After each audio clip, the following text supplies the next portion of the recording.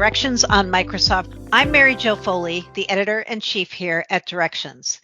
Today's is the second part of a multi-part series on licensing. The episodes will cover the key phases of a Microsoft license negotiation, from project management and discovery to negotiation, preparation, and potential levers you can use to your advantage.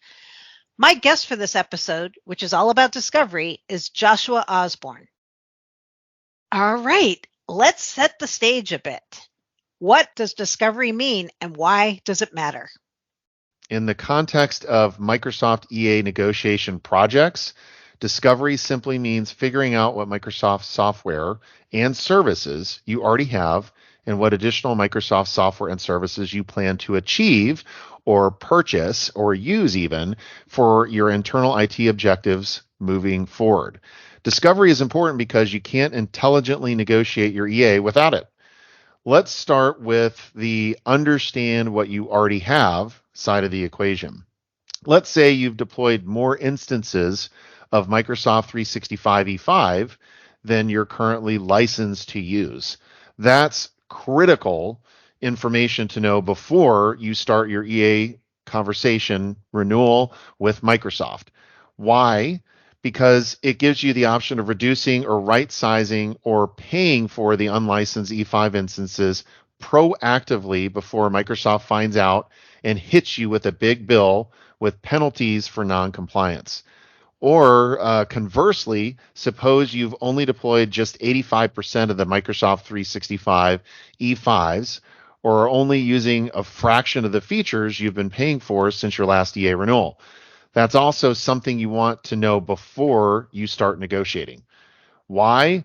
Because this information gives you a valuable negotiation lever. It's hard for Microsoft to justify a price increase on your E5 licenses going forward when you show them you're having trouble proving value. Next question. How does one go about figuring out their Microsoft licensing position? That's a great question. There are self-audit tools you can buy, including solutions from Flexera, Snow Software, ServiceNow, and USU. Each has its own strengths and weaknesses, but do the job. The drawback is that they all tend to have a really steep learning curve to implement, and they need considerable care and feeding to produce any reliable results. You also need someone on staff who really understands Microsoft licensing and knows how to interpret the reports these tools produce. Intentionally or not, Microsoft product licensing rules are so complicated and riddled with ambiguities that these tools can't resolve them on their own. And let me give you an example. Let's pretend your self-audit tool says you have 100 copies of SQL Server deployed in your organization. Great, but can it tell you which copies actually need to be licensed? No. For example, copies of SQL Server used exclusively for development and test don't need a license, nor do copies used for passive failover, as long as the primary system is properly licensed.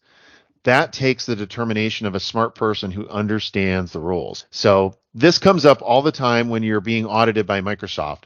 Some fresh out of college associate from one of Microsoft's auditors will show up at your door and run a tool that identifies hundreds of thousands and sometimes millions of dollars of unlicensed software. If you don't understand the rules, you're going to have to write Microsoft a really big check. But if you do, you can whittle that number down significantly. Wow, that sounds very frightening. Can I just hire somebody to do this for me? Absolutely, you can. And it makes total sense if you don't have the tools and staff. We have an entire team that does nothing but Microsoft self-audits and audit defense all the time.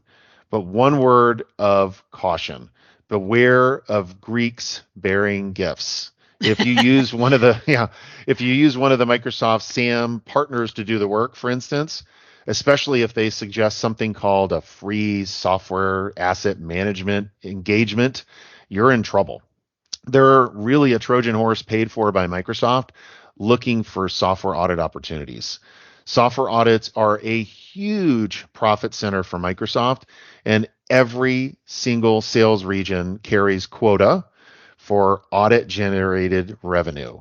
Microsoft SAM partners help the sales regions hit their numbers. My advice, if anyone offers you a free Microsoft SAM assessment, including your Microsoft reseller, run away as fast as you can. And whomever you hire, make certain that they sign an NDA that specifically prohibits them from sharing their findings with Microsoft. Seems like self-audit good, Microsoft SAM assessment bad, right? Yeah. So all this sounds really time consuming though. How much time does it really take? And when should I get started if I want this whole process to happen?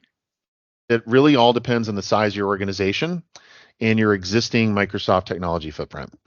Self audits for small organizations, say under 1,000 people, can get done in a couple of weeks.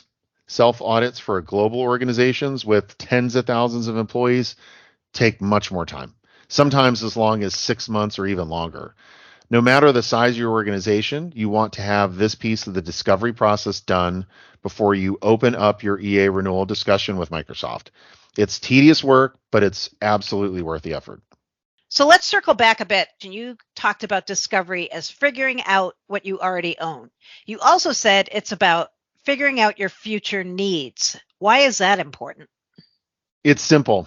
If you don't have a crystal clear understanding of what you need, Microsoft has a better chance of steering you into the technologies they want you to buy. It happens all the time. Microsoft will overwhelm you with choices. They'll tempt you with big discounts. They'll tell you a particular product or service is your only option. Unless you walk into the negotiation knowing what you need, they have a really good chance of upselling you. So how do you even get a customer to think about their future needs? Because there are so many uncertainties, right? Like, how are they going to figure out what their budget might be, or how many people they might have, or what technologies will be most important when you're talking things like 3 years out? I agree, it sounds really daunting, but it's also something every IT department has to do on a recurring basis because they're always looking ahead for ways to support the strategic priorities of their CEO. And not only the CEO's priorities, but the priorities of their CMO, CFO, and COO, and every other senior executive and key business unit leader in the organization, too. For example, the CEO's top priority might be remote and hybrid work, which depends on new collaboration. The CMO's top priority might be highly targeted multi-model marketing campaigns, dependent on new data analytics and AI technologies. And of course, the CFO's top priority will be cutting costs, which might include closing old data centers and migrating their workloads to the cloud. But no matter what priority the CIO and his team is required to support, Microsoft technologies will be in the conversation. That means the CIO and his team will have a roadmap of the Microsoft technologies they plan to buy and deploy, which brings us all back to discovery. To be prepared for a successful EA negotiation, you need to know which Microsoft technologies are on that roadmap. You need to talk to each of the key IT department stakeholders, the individuals with overall responsibility for your desktops, server infrastructure, developer platforms, security, IT governance, collaboration, et cetera, to understand Okay. which Microsoft technologies being targeted are must have and which are just nice to have. For the must have Microsoft technologies, which version? Basic, premium, or a combination? What alternative non Microsoft technologies are also under consideration? What are their budget constraints? And then finally, what is the planned schedule for deployment? Is it immediate? Is it phased over time or something else? It's all critical information that will be used by your negotiation team. A lot of steps, but I'm thinking there might be even more. Indeed. Another big part of discovery is understanding your existing Microsoft contract stack. You need to identify the favorable contract terms and conditions you want to keep, the unfavorable terms and conditions you want to get rid of, and any new terms and conditions you want to add. Microsoft has a generic contract stack, and they'll try to convince you it's good enough. But the generic contract stack tends to include a lot of ambiguity and hidden gotchas that only benefit Microsoft. The generic contract stack also lets Microsoft make changes anytime they want, and they will unless you negotiate in protections to stop them. This can be accomplished using a library of amendments Microsoft has on file, but will never mention or include unless you ask, many of which are industry specific. For example, privacy amendments related to the health service industry, affiliate entity amendments for the insurance industry, or special service level amendments for the banking industry. Mhm. The list goes on, but you get the idea. You can create custom amendments, but again, you need to know how to ask. It's something we do for our clients all the time. What is the Microsoft contract stack? Microsoft's contract stack is a linked set of documents and agreements that, taken together, establish your organization's licensing and pricing commitments. Some of these agreements can be negotiated and modified with amendments, and others, unfortunately, can't. Some of the agreements are evergreen with no termination date, while others do have an expiration date. Certain agreements deal with online services, while others with actual purchase software. I also am a little concerned about something I heard. If you can't find all the parts of your contract stack, ask Microsoft. That sounded a little worrisome to me. Yes, it's okay to ask your Microsoft account manager or your reseller for copies of your most recent contract stack. It's not unusual. Just tell them that you need it to get ready for your EA renewal. And it's not a big deal. Just don't expect them to be able to explain it. I'm sure, Joshua, that in all the time you've been doing this, you've seen a lot of mistakes. How about giving us a few examples of common things that customers should be prepared for or careful about when they're doing the discovery piece of their EA renewal preparations? The one thing I see probably more than any at the top of the list is trusting your Microsoft reseller partner too much. Most customers assume their reseller partner is 100% on their side and has their back. This misplaced trust makes them comfortable telling their reseller things they'd probably never tell Microsoft. Unfortunately, it's a huge mistake. Why is that? What's little known is that Microsoft has a unique financial relationship with its partners. Mm. Microsoft typically helps fund the resellers' headcounts. They can even fund marketing and pay for training. Microsoft pays for the resellers' sales incentive programs too. That means the reseller has a very strong financial incentive to cooperate with Microsoft in terms of upselling you. They have a strong financial incentive for increasing your costs by withholding discounts and limiting special terms and conditions that may protect you from future price agreements, legal liability, and so on. I wish every Microsoft customer understood this. As they said in World War II, loose lips sink ships. So keep your Microsoft discovery findings to yourself. Anything you tell your reseller can and will be used against you. All right, got it. Any other recommendations or guidance?